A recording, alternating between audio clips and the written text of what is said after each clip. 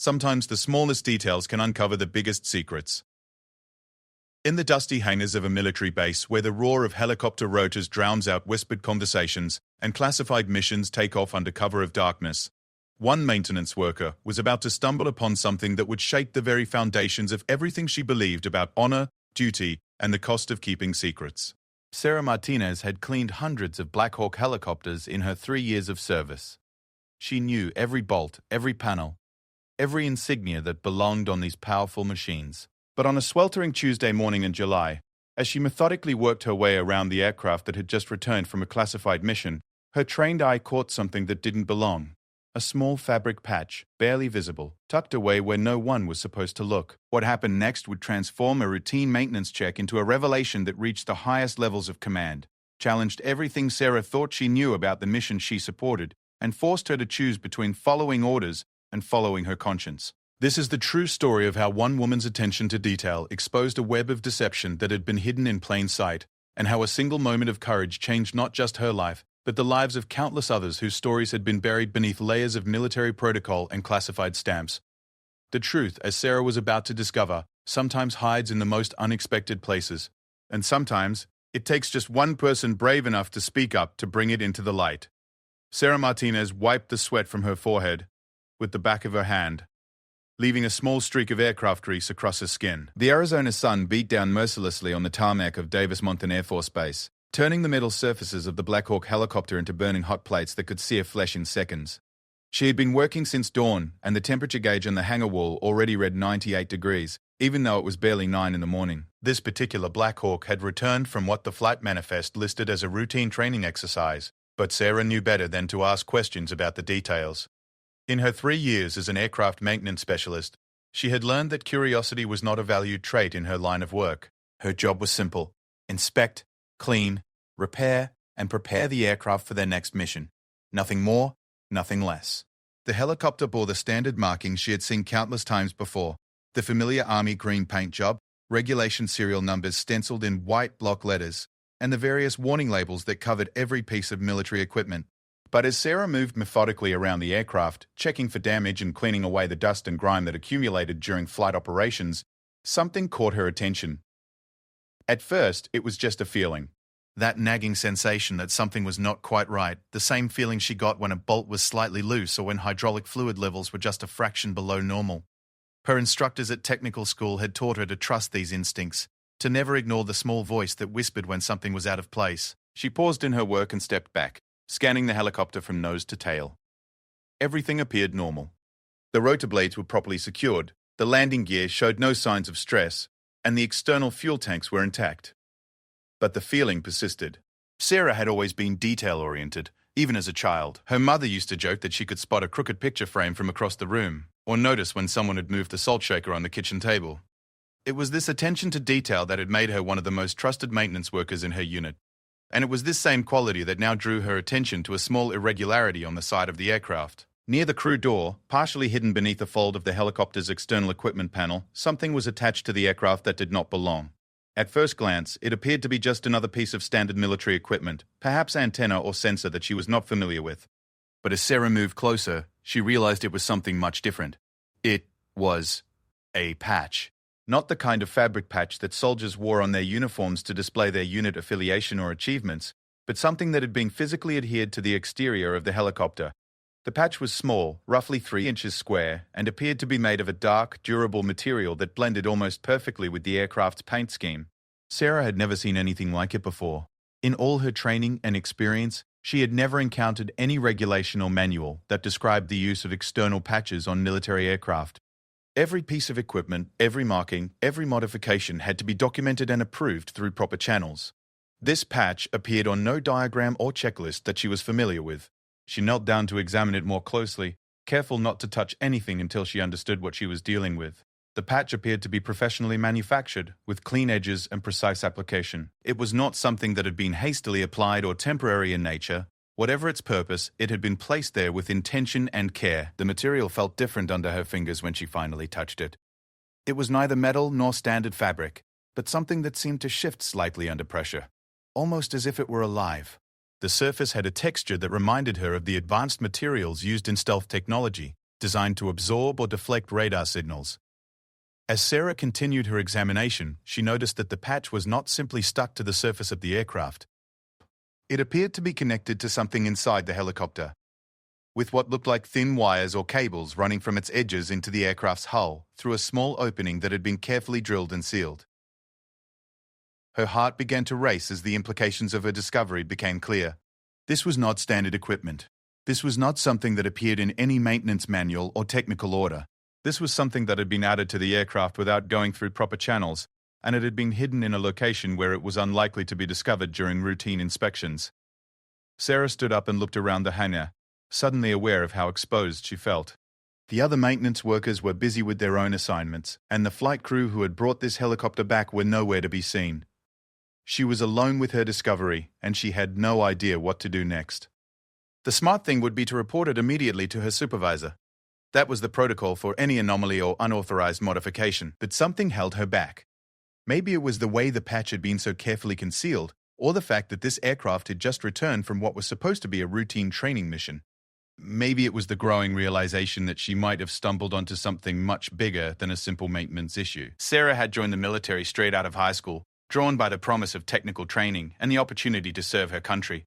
She believed in following orders and respecting the chain of command, but she also believed in doing what was right. And right now, she was not sure if reporting this discovery through normal channels was the right thing to do. She made a decision that would change everything. Instead of immediately reporting the patch, she decided to document it herself.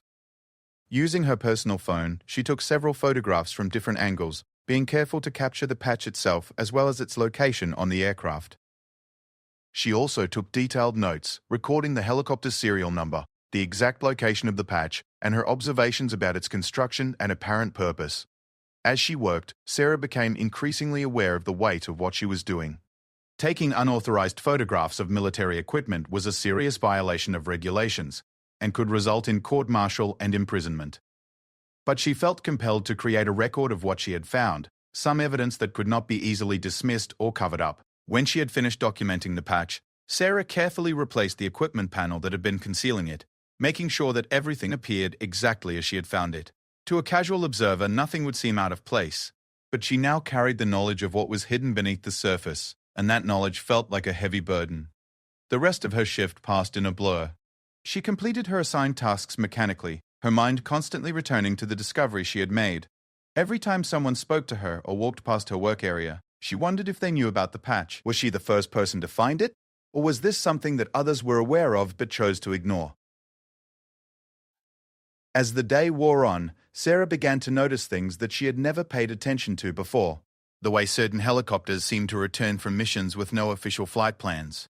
The fact that some aircraft were serviced by crews that she did not recognize, technicians who wore standard uniforms but no name tags or unit patches. The hushed conversations that stopped abruptly when she walked by. By the time her shift ended, Sarah had convinced herself that she had discovered something significant, something that was being deliberately hidden from the regular maintenance staff. The question that tormented her was what to do about it. That evening, alone in her barracks room, Sarah stared at the photographs on her phone. The patch looked even more mysterious in the digital images, its dark surface seeming to absorb the light from her camera flash. She had risked everything to document this discovery, but now she was faced with an even bigger decision. She could delete the photos and forget about what she had seen, returning to her routine duties and pretending that nothing had happened. It would be the safe choice, the smart choice, for someone who valued their career and their freedom. Or she could dig deeper, try to understand what the patch was and why it was there, even if it meant putting herself in danger. As Sarah lay in her narrow bunk that night, staring at the ceiling and listening to the distant sound of aircraft engines, she made her choice. She would find out the truth, no matter what the cost. Little did she know that her discovery was just the beginning of a journey that would take her into the darkest corners of military operations, where the line between right and wrong was not always clear, and where the truth was a dangerous commodity that some people would kill to protect. The patch she had found was more than just an unauthorized modification to a helicopter. It was a window into a world that existed in the shadows, where covert operations were conducted under the cover of routine training missions, and where the very people she trusted to protect her country were engaged in activities that violated every principle she had sworn to uphold. But Sarah Martinez was about to learn that some secrets are too important to keep hidden, and some truths are worth any risk to expose. The next morning brought with it a mixture of determination and fear that settled in Sarah's stomach like cold lead. She had barely slept, her mind racing with questions and possibilities that seemed to multiply with each passing hour. The photographs on her phone felt like they were burning a hole through the device, evidence of something she still did not fully understand, but knew was significant. Sarah arrived at the hangar earlier than usual, hoping to get another look at the helicopter before the day's regular activities began. But as she approached the aircraft parking area, she discovered that the Black Hawk with the mysterious patch was gone. In its place sat a different helicopter, one that bore similar markings but was clearly not the same aircraft she had inspected the day before. Her heart sank as she realized that her opportunity for further investigation had vanished overnight. But the disappearance of the aircraft only strengthened her conviction that she had discovered something important. Helicopters did not simply disappear from secure military installations without reason, and the timing of this particular aircraft's departure was too coincidental to ignore. Throughout the morning, Sarah found herself paying closer attention to the conversations around her, listening for any mention of the missing helicopter or unusual mission activities. What she heard troubled her even more than what she had initially discovered. During a coffee break, she overheard two flight crew members discussing a mission that had been abruptly cancelled. Their conversation filled with frustration and confusion about orders that had come down from levels far above their normal chain of command. They spoke in the kind of hushed tones that suggested they knew they were discussing something they probably should not be talking about at all. Later that afternoon, while working on a routine maintenance task, Sarah noticed a group of personnel she had never seen before, conducting what appeared to be an inspection of several helicopters in a restricted section of the hangar. These individuals wore standard military uniforms, but carried themselves with the bearing of people who operated outside normal military protocol. They moved with purpose and authority, checking equipment and reviewing documentation with the kind of intensity that suggested they were looking for something specific. Sarah tried to position herself where she could observe their activities without drawing attention, but the restricted area was too well secured for her to get close enough to see details. However, she did notice that they spent a considerable amount of time examining the exterior surfaces of the aircraft, running specialized equipment along the fuselage in patterns that reminded her of the way she had searched for the hidden patch. As the days passed, Sarah began to develop a clearer picture of what might be happening at her base. She noticed patterns in the flight schedules that had previously escaped her attention, missions that departed at odd hours and returned with no official record of their activities. She observed the special attention that certain aircraft received from maintenance crews that seemed to operate independently of the normal command structure. Most troubling of all, she began to realize that she was not the only person who had noticed these irregularities.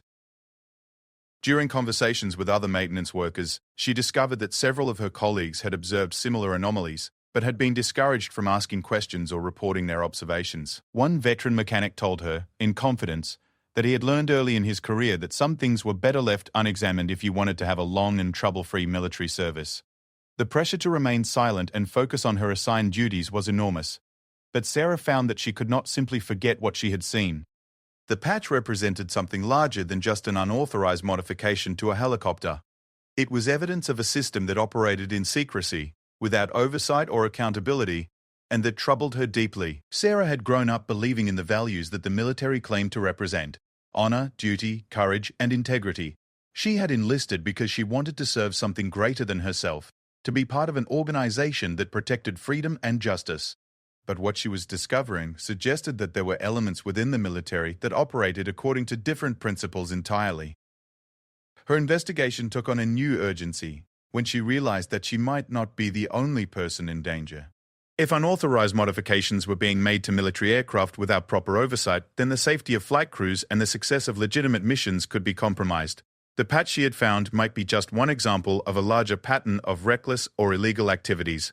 Sarah began to keep a detailed journal of her observations, recording the times and dates of unusual activities, the identification numbers of aircraft that seemed to be involved in irregular operations, and the names of personnel she did not recognize. She was careful to keep this information hidden, writing in a code of her own devising and storing the journal in a location where it was unlikely to be discovered during routine inspections. Her investigation led her to spend time in areas of the base that she normally had no reason to visit. She volunteered for additional duties that would give her access to different hangars and maintenance areas, always keeping her eyes and ears open for information that might help her understand the scope of what she had uncovered. It was during one of these expanded patrols that Sarah made her second significant discovery. While working late one evening in a hangar that was supposedly unused, She discovered evidence that it was actually being used for activities that were not reflected in any official schedules or work orders. The hangar contained specialized equipment that she did not recognize, tools and instruments that appeared to be designed for modifying aircraft in ways that went far beyond standard maintenance procedures. More disturbing than the equipment itself was the evidence of its recent use. Workbenches bore the marks of recent activity, and she found scraps of material that appeared to be similar to the patch she had discovered. The implications were clear. Someone was systematically modifying military aircraft with unauthorized equipment, and they were doing it in secret locations that were hidden from normal oversight. Sarah documented this discovery as carefully as she had the first, but she was becoming increasingly aware of the danger she was placing herself in. Her unauthorized investigation was leading her into areas where she had no business being, and if she were discovered, the consequences would be severe. Military justice did not look kindly on personnel who violated security protocols, even if their intentions were honorable. But despite the risks, Sarah felt compelled to continue her investigation. Each new discovery raised more questions and revealed the existence of a larger conspiracy than she had initially imagined. The patch on the helicopter was not an isolated incident, but part of a systematic program that operated outside normal channels of authority and accountability. Her investigation also revealed that she was not the first person to notice these irregularities. Through careful questioning of long-term base personnel, she learned that there had been other incidents over the years, other maintenance workers and flight crew members who had observed unusual activities and raised concerns. But in each case, these concerns had been dismissed, or the individuals involved had been transferred to other assignments before they could pursue their investigations further. This pattern of suppression and transfer suggested that whatever was happening at the base enjoyed protection from high levels of command. It was not simply a matter of unauthorized activities by rogue personnel, but something that was being deliberately concealed by people with the authority to silence those who asked too many questions. Sarah realized that she was in a position that previous investigators had not enjoyed. As a maintenance specialist with access to multiple aircraft and facilities, she had opportunities to gather evidence that others had not possessed, but she also understood that her window of opportunity might be limited. If the pattern held true, it was only a matter of time before her superiors noticed her unusual interest in activities outside her normal scope of responsibility. The weight of her discovery was becoming overwhelming. Sarah found herself questioning everything she had believed about the military and the chain of command she had sworn to obey. She had uncovered evidence of activities that appeared to violate regulations and possibly laws, but she had no clear path forward that did not involve enormous personal risk. The traditional military response would be to report her findings through the proper chain of command, but her investigation had revealed that the proper chain of command might be compromised. Going to her immediate supervisors could result in the suppression of evidence and her own transfer or punishment. But going outside the chain of command was a violation of military protocol that could result in court-martial and imprisonment. Sarah spent sleepless nights weighing her options, knowing that every day she delayed making a decision was a day that the unauthorized activities could continue and potentially harm others. She had sworn an oath to defend the Constitution against all enemies, foreign and domestic, but she was beginning to understand that the most dangerous enemies might be those who operated from within the system itself. Her investigation had reached a point where she could no longer proceed alone. She needed allies, people she could trust who shared her commitment to doing what was right regardless of the personal cost. But identifying such people without exposing herself to danger was an almost impossible task in an environment where loyalty to the command structure was paramount and questioning orders was actively discouraged. As Sarah continued her covert investigation, she became increasingly aware that time was running out. The activities she had discovered were ongoing, and each day that passed was a day that aircraft were being modified and missions were being conducted outside proper oversight. Whatever the ultimate purpose of these secret operations, they represented a fundamental betrayal of the principles that the military claimed to represent. The young maintenance specialist who had simply wanted to serve her country was rapidly becoming something she had never intended to be. A whistleblower who possessed information that could shake the foundations of everything she had believed in.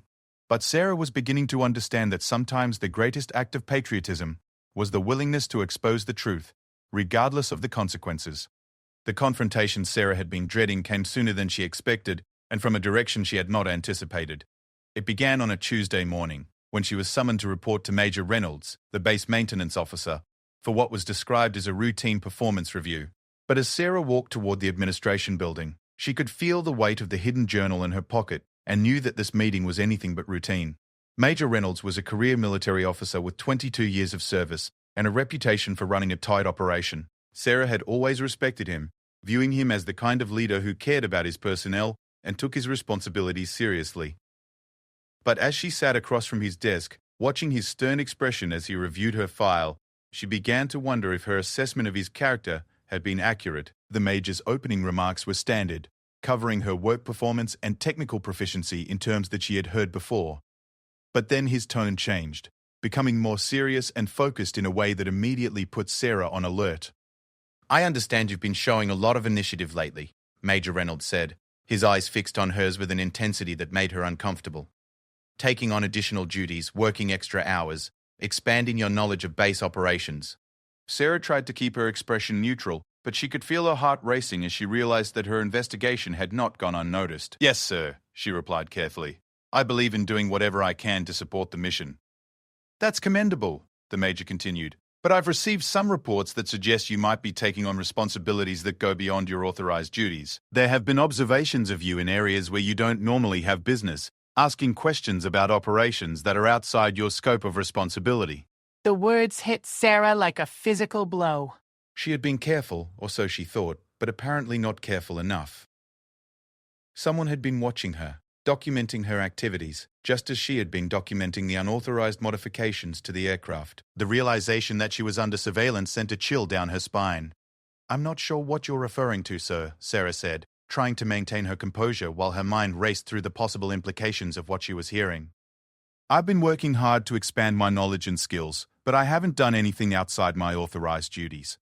Major Reynolds leaned back in his chair, studying her with the kind of expression that suggested he was not convinced by her denial. "Sarah," he said, using her first name in a way that felt more threatening than friendly, "we've been watching you for several weeks now. We know about your late-night visits to Hangar 7, your unauthorized access to restricted areas, your conversations with personnel outside your normal work groups." The specificity of his knowledge left no doubt that Sarah was in serious trouble. She had been under systematic surveillance, and her every move had been documented and reported. But what troubled her most was the use of the word "we" in his statement.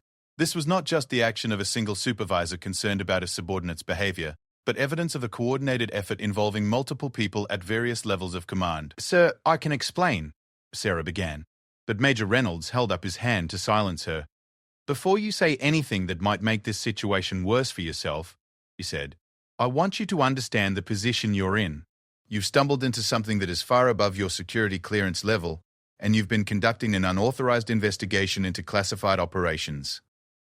What you've done is not just a violation of regulations, it's potentially a federal crime."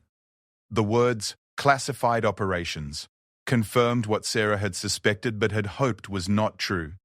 The unauthorized modifications she had discovered were not the work of rogue personnel acting on their own, but part of official activities that had been hidden from normal oversight.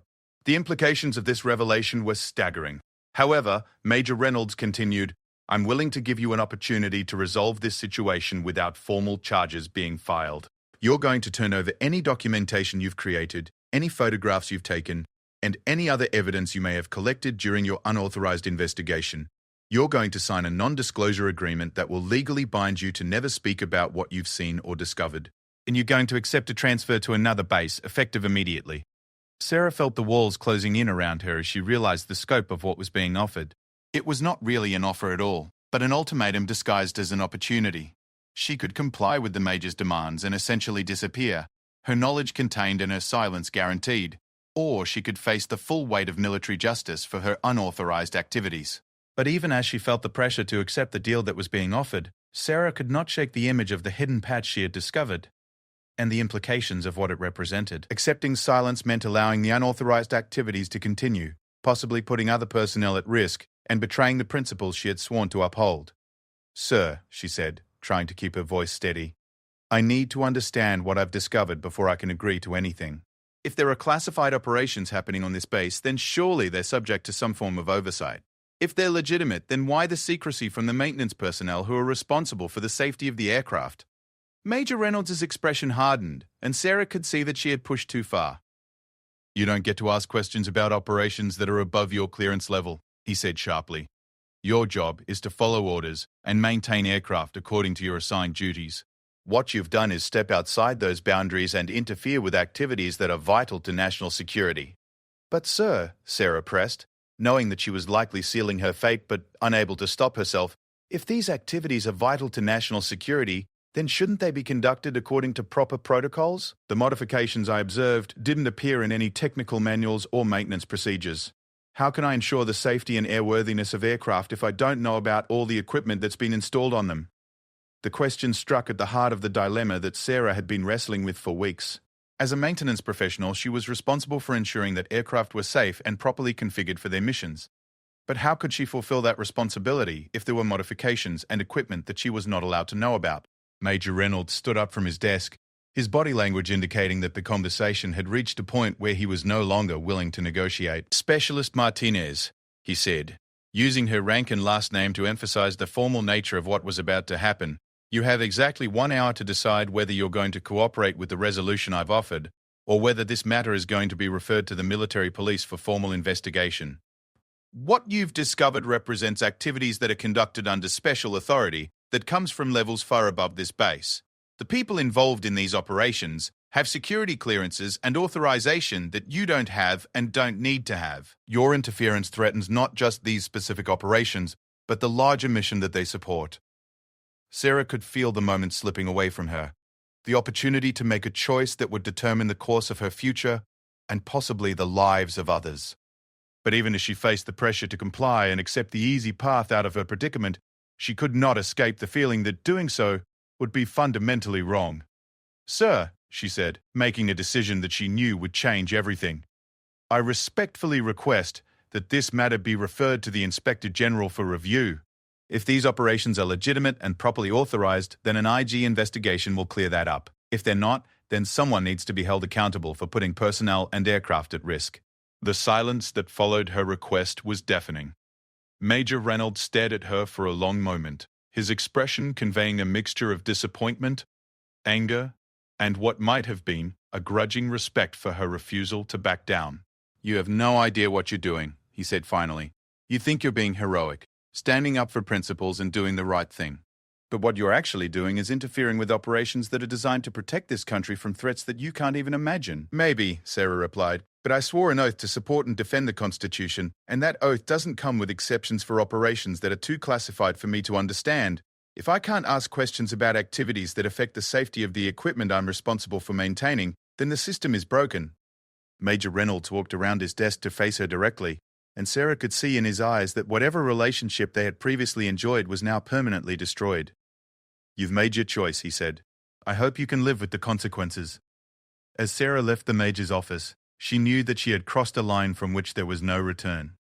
By refusing to accept the deal that had been offered and requesting an Inspector General investigation, she had essentially declared war on a system that was far more powerful than she was. But she had also remained true to the principles that had motivated her to join the military in the first place. The confrontation had revealed the scope of what she was facing. This was not simply a matter of unauthorized modifications to aircraft, but a systematic operation that enjoyed protection from high levels of command. The fact that Major Reynolds had been prepared with specific surveillance information and a detailed plan for her silence suggested that there were procedures in place for dealing with people who discovered too much. Sarah realized that she was probably not the first person to have this conversation with the Major, and she wondered what had happened to the others who had been faced with the same choice she had just made. Had they accepted the deals they were offered and disappeared into transfers to distant bases? Had they been silenced through other means? Or had some of them chosen to fight, and if so, what had been their fate? As she walked back toward the maintenance hangar, Sarah could feel the weight of the decision she had made. She had chosen principle over pragmatism, truth over security, and in doing so had likely ended her military career and possibly put herself in physical danger. But she had also remained true to the oath she had taken and the values she believed in. The confrontation with Major Reynolds had clarified the stakes involved in her discovery. This was not just about unauthorized modifications to aircraft, but about accountability, oversight, and the fundamental question of who had the authority to decide what laws and regulations applied to military operations. Sarah had chosen to stand on the side of transparency and accountability, even knowing that she was vastly outnumbered and outgunned by the forces aligned against her. The hours following Sarah's confrontation with Major Reynolds passed in a blur of uncertainty and growing tension. She had expected immediate retaliation, perhaps arrest by military police or immediate confinement to quarters, but instead she found herself in a strange limbo, where everyone seemed to be watching her while pretending that nothing had changed. Her request for an Inspector General investigation had apparently set in motion a series of events that were taking time to unfold, but Sarah could feel the pressure building around her like a gathering storm.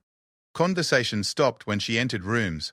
Colleagues who had previously been friendly now avoided eye contact, and she noticed that her access to certain areas of the base had been quietly restricted. What Sarah did not expect was to discover that she was not alone in her concerns about the unauthorized activities taking place on the base. The revelation came through an unlikely source, Staff Sergeant Michael Chen, a communications specialist who approached her during her lunch break 3 days after her meeting with Major Reynolds. Chen was someone Sarah knew only peripherally, a quiet professional who worked in the base communications center and had always seemed to keep to himself. But as he sat down across from her in the nearly empty dining facility, she could see in his expression the same mixture of concern and determination that she had been carrying for weeks.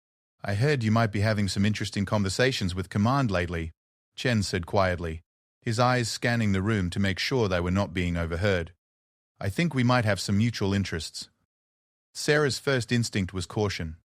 After her experience with Major Reynolds, she was acutely aware that anyone could be working to gather information about her activities, but something in Chen's manner suggested that he was genuine, and Sarah realized that she desperately needed allies if she was going to survive what was about to happen to her. "I'm not sure what you've heard," Sarah replied carefully, "but I haven't done anything except ask questions about things I thought were unusual." Chen nodded, apparently understanding her caution. "Let me tell you what I know," he said, "and then you can decide whether we should continue this conversation." Over the next 20 minutes, Chen laid out a story that was both shocking and validating for Sarah.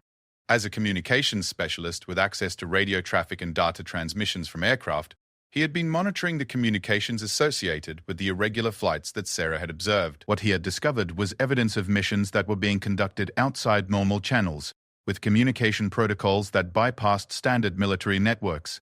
"The aircraft you've been seeing with unusual modifications," Chen explained, "are part of a program that uses alternative communication systems to coordinate with entities that aren't part of the normal military command structure. Some of the transmissions I've monitored are encrypted using codes that don't appear in any military manual I can access." Chen's information provided crucial context for Sarah's discoveries. The hidden patch she had found was apparently part of a communication system that allowed the aircraft to operate independently of normal military oversight. The unauthorized modifications were not random acts of sabotage, but components of a systematic program designed to conduct operations that could not be monitored or controlled through regular channels. "But here's the thing that really concerns me," Chen continued, lowering his voice even further. "Some of the transmissions I've monitored suggest that these aircraft are being used for missions that involve civilian targets. I've heard coordinates being discussed that correspond to locations inside the United States, not foreign countries where military operations would be expected." The implications of Chen's revelation sent a chill through Sarah's entire body. If he was correct, then the unauthorized activities on the base were not just violations of military regulations, but potentially involved illegal operations against American citizens. The scope of what they had discovered was far beyond anything Sarah had imagined when she first noticed the hidden patch. "Why are you telling me this?" Sarah asked, still struggling to process the enormity of what she was hearing. "Because I've been trying to figure out what to do about it for months," Chen replied. "I've documented everything I can, but I don't have the kind of access to the aircraft themselves that you have. I need someone who can provide physical evidence to corroborate what I'm seeing in the communications intercepts."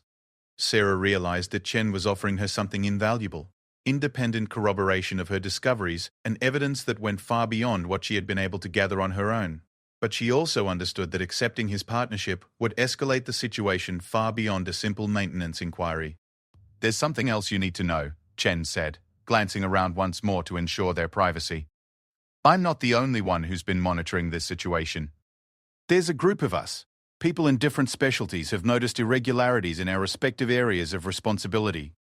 We've been very careful about how we communicate and coordinate, but we've been sharing information and trying to understand the scope of what's happening." The existence of a network of military personnel who were conducting their own investigation was both encouraging and terrifying.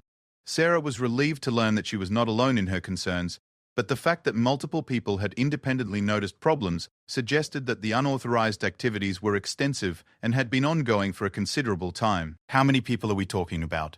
Sarah asked. "6, including you and me." Chen replied. We have people in communications, intelligence, logistics, and maintenance. Each of us has seen pieces of the puzzle, but we've never had someone with your level of access to the physical modifications on the aircraft.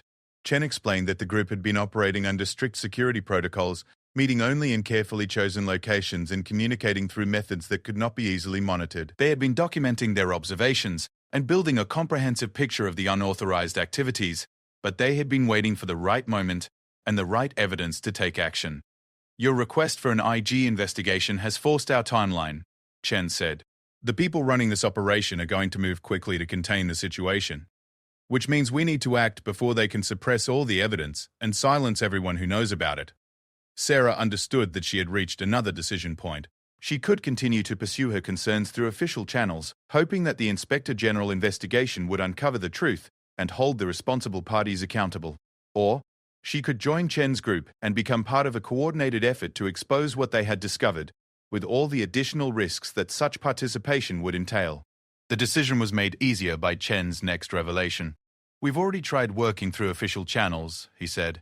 2 of our people filed complaints with their chain of command months ago. One was transferred to Alaska within a week, and the other is now facing court-martial on charges that everyone knows are fabricated.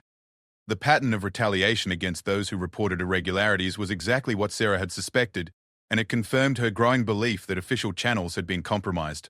The system that was supposed to provide oversight and accountability was instead being used to protect the unauthorized activities and punish those who tried to expose them. What exactly are you proposing? Sarah asked, knowing that she was about to commit herself to a course of action that would fundamentally change her life. We're going to gather all the evidence we can over the next 72 hours, Chen explained, and then we're going to release it simultaneously through multiple channels that can't be controlled or suppressed by military command. We're talking about media contacts, congressional representatives, inspector general offices at multiple levels, and law enforcement agencies that have jurisdiction over potential crimes.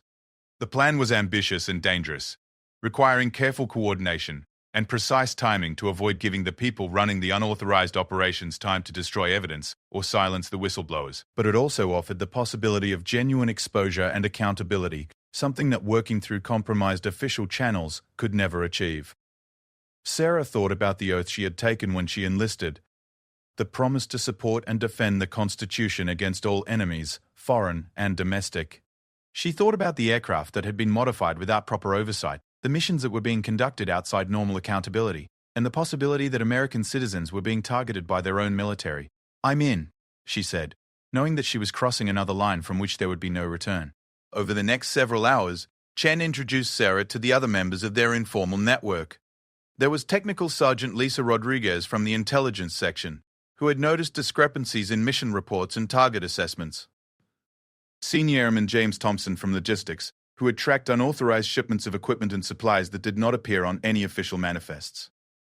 Corporal David Kim from base security, who had observed irregular personnel movements and security protocols that bypassed normal procedures. Each member of the group brought unique expertise and access to different aspects of the unauthorized operations. Together, they had assembled a comprehensive picture of activities that went far beyond anything that any one person could have discovered alone. The evidence they had gathered was extensive and damning. There were communication intercepts that revealed coordination with non-military entities, financial records that showed unauthorized expenditures and payments, personnel records that documented the involvement of contractors and civilians who should not have had access to classified operations, and maintenance logs that showed systematic modifications to aircraft that were not reflected in any official documentation. But perhaps most troubling were the mission coordinates and target information that suggested domestic surveillance and potentially aggressive operations against American citizens who had not been charged with any crimes. The unauthorized operations appeared to involve political targets, journalists and activists who were critical of government policies. Sarah's discovery of the hidden communication patch had been the final piece of evidence that the group needed to confirm their suspicions and document the physical means by which the unauthorized operations were being conducted. Her willingness to risk her career and freedom to expose the truth had given them the evidence they needed to prove that the activities they had been monitoring were not authorized by any legitimate authority. As the group finalized their plans for exposing what they had discovered, Sarah realized that she had become part of something much larger than her individual conscience.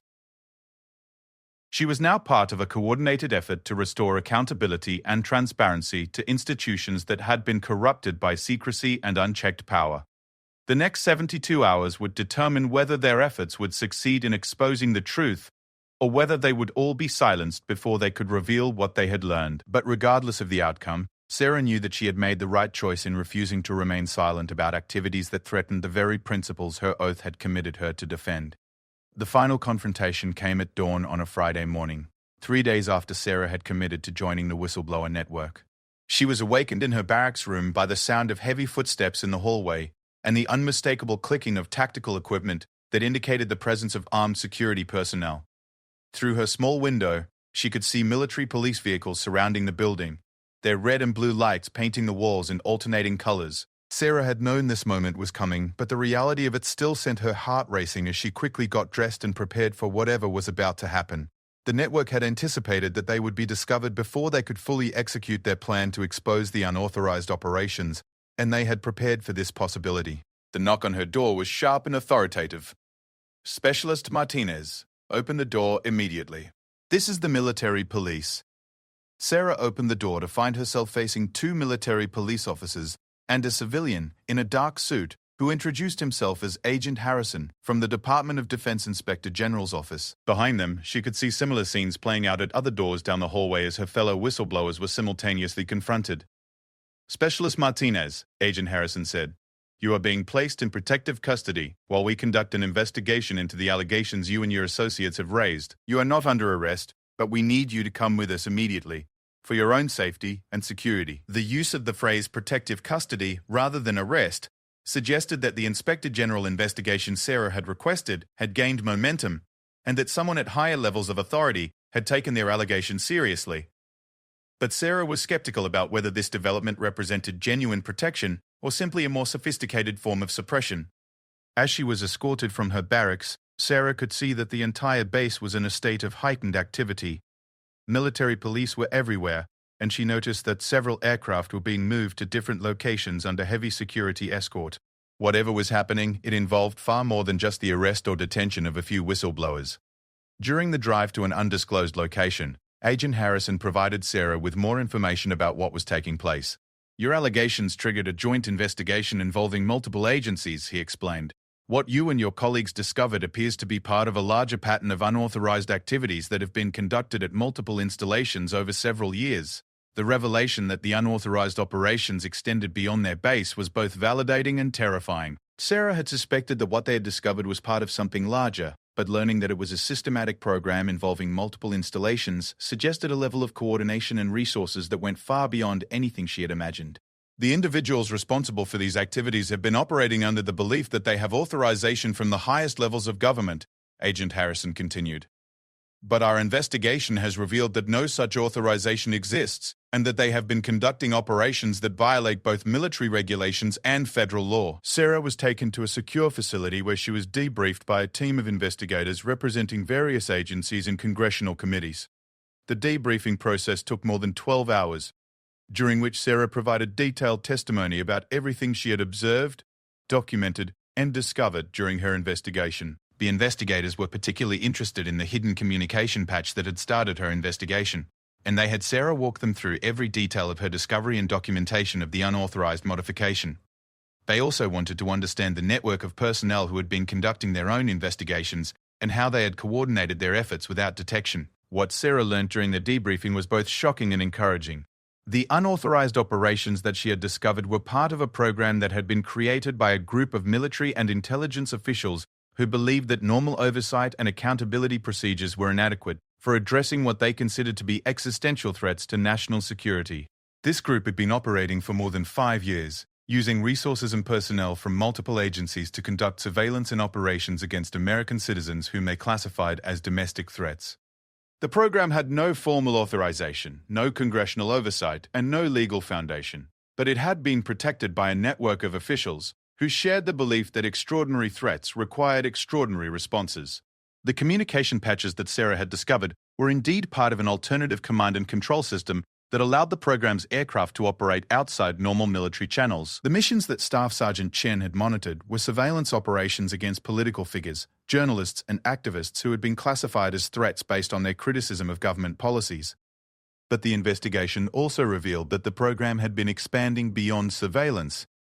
into more aggressive operations, including harassment campaigns, illegal searches, and potentially violent interventions against targeted individuals. Sarah's discovery and the subsequent investigation had apparently prevented the program from escalating to activities that could have resulted in serious harm to innocent citizens. The individuals responsible for the program were arrested over the course of several days, including Major Reynolds and several other officers at Sarah's base who had been protecting the operations. The arrests extended to multiple installations and included both military personnel and civilian contractors who had been providing support for the unauthorized activities. The aftermath of the investigation brought both vindication and challenges for Sarah and her fellow whistleblowers. They were cleared of any wrongdoing and were commended for their courage in exposing activities that threatened the constitutional principles they had sworn to defend. But the experience had also fundamentally changed their relationship with the military and their understanding of the institutions they had trusted. Sarah was offered the opportunity to remain in the military and continue her career, with assurances that she would be protected from retaliation and that her service record would reflect her heroic actions in exposing the unauthorized program. But after months of investigation and testimony, she had decided that her future lay outside the military. The process of exposing the truth had revealed to Sarah that she had a talent and passion for investigation and accountability that could be better served in civilian life. She accepted a position with a government oversight organization, where she could continue to work on ensuring that military and intelligence agencies operated within legal and constitutional boundaries. The other members of the whistleblower network made similar decisions about their futures. Some chose to remain in the military and work for reform from within, while others moved to civilian positions where they could continue their oversight work. All of them maintained contact with each other, forming a network of experienced professionals who understood the importance of vigilance in protecting democratic institutions. The investigation and its aftermath also led to significant reforms in military oversight and accountability procedures. Congressional hearings revealed the extent to which the unauthorized program had been able to operate without detection, and new safeguards were implemented to prevent similar activities in the future. Sarah testified before Congress about her discoveries and the process that had led her to expose the unauthorized operations. Her testimony was praised for its clarity and courage, and she became a symbol of the importance of individual conscience and moral courage in protecting democratic values. But perhaps most importantly, Sarah's actions had prevented the unauthorized program from escalating to activities that could have caused serious harm to innocent citizens. The surveillance and harassment operations that were already underway were terminated, and the individuals who had been targeted were informed about the illegal activities that had been conducted against them. Years later, Sarah would reflect on the moment when she first noticed the hidden patch on the Black Hawk helicopter and decided to investigate rather than ignore what she had found. That single decision had set in motion a chain of events that ultimately exposed a significant threat to constitutional government and democratic accountability. The experience had taught her that individual actions could have consequences far beyond what any one person might imagine. Her willingness to ask questions, document what she observed, and refuse to accept easy answers had prevented a dangerous program from continuing and possibly expanding into even more serious violations of law and constitutional rights. Sarah also learned that the principles contained in the military oath she had taken were not just abstract concepts, but practical guidelines for action when faced with difficult choices. Supporting and defending the Constitution sometimes required opposing those who claimed to act in its name, but who actually threatened the values it was designed to protect. The hidden patch that had started her investigation became a symbol of the importance of attention to detail and the willingness to investigate when something seemed wrong. Sarah kept one of the photographs she had taken of the patch as a reminder that small discoveries could lead to large revelations, and that the truth was often hidden in places where most people never thought to look. In her new career, Sarah continued to investigate government activities that operated outside proper oversight, always remembering the lesson she had learned at Davis-Monthan Air Force Base, that democracy depends on individuals who are willing to ask difficult questions and refuse to accept simple answers when the stakes are high. The story of Sarah Martinez and the hidden patch serves as a reminder that the protection of freedom and democracy often depends not on grand gestures or heroic actions, but on the quiet courage of ordinary people who choose to do what is right even when it is difficult, dangerous, and potentially costly to themselves. Sometimes the most important battles for freedom are fought not on distant battlefields, but in the daily decisions that each person makes about whether to speak up when they see something wrong, whether to ask questions when answers seem inadequate, and whether to act on their principles even when it would be easier and safer to remain silent. Sarah's story demonstrates that the oath to support and defend the Constitution is not just a promise made by military personnel, but a responsibility that belongs to every citizen in a democratic society. The price of freedom, as the saying goes, is eternal vigilance, and that vigilance must be exercised not just against foreign enemies, but against those who would abuse power and operate outside the law regardless of their position or claimed authority. The hidden patch on a military helicopter had revealed a hidden threat to the constitutional principles that define American democracy, and the courage of one maintenance worker and her allies had ensured that the threat was exposed and neutralized before it could cause irreparable harm to the institutions and values that protect the freedom of all citizens.